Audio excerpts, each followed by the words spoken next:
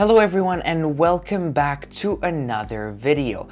Today Apple released iOS 12.3.1 for the entire public. There was no beta testing and therefore this is a big surprise. The update for me was about 110 megabytes on my iPhone XS. However, as you can see, the update size varies on the version you're coming from and on the device.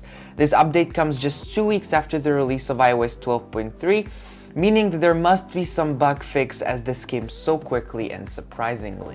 But before we get into the video, please leave a like down below and subscribe as it is greatly appreciated and it helps me out tremendously. Now let's go take a look at what's new in this beta. So if we go over into settings, we go to general and the about section and we click on 12.3.1, we can see that the build number is 16F203 and there's no letter at the end, meaning this is not a beta, this is a full release, which is stable. Another change here would be for devices from 2018, which would show modem firmware 1.05.04, but since this is an older device, then the modem firmware is 3.03.04.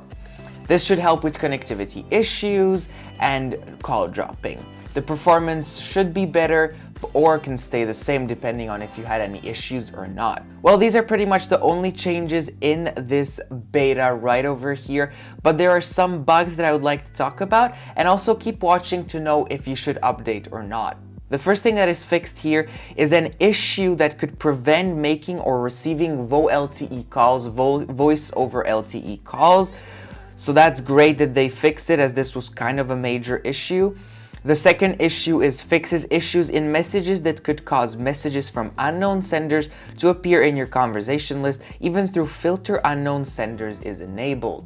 So that's also great that it's fixed, as that could cause some issues. And then the third issue fixes an issue that could prevent the report junk link from appearing in messages threads from unknown senders. That's great to have that fixed as well, because I heard many people were having issues with that, but I didn't have issues with that. Well, besides these bug fixes, there isn't anything new, but you might be asking, why is this such a small update?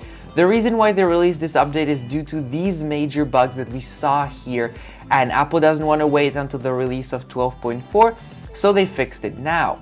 Now, what about performance and battery life? So if we go over into battery, this phone doesn't use battery life a lot, but on my daily driver, the iPhone XS, I tested the battery out a little bit and it seems to be about the same as in 12.3. There's no change, so I would say that 12.3 won't decrease the battery. Now, the performance. The performance isn't very good. There are some issues. I heard people complaining about the App Store when they would go update or when they would just browse through the App Store. It wouldn't be working very well, but I didn't have those problems of App Store freezing, but just beware of that one. Go ahead, update to 12.3.1, but don't expect much. Connectivity is better. There's quite a boost due to the firmware update.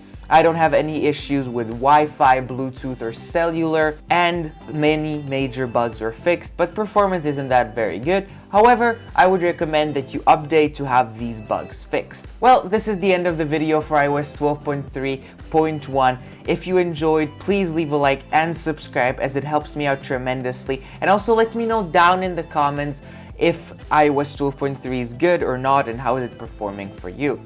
Okay, take care and I'll see you in the next one. Bye!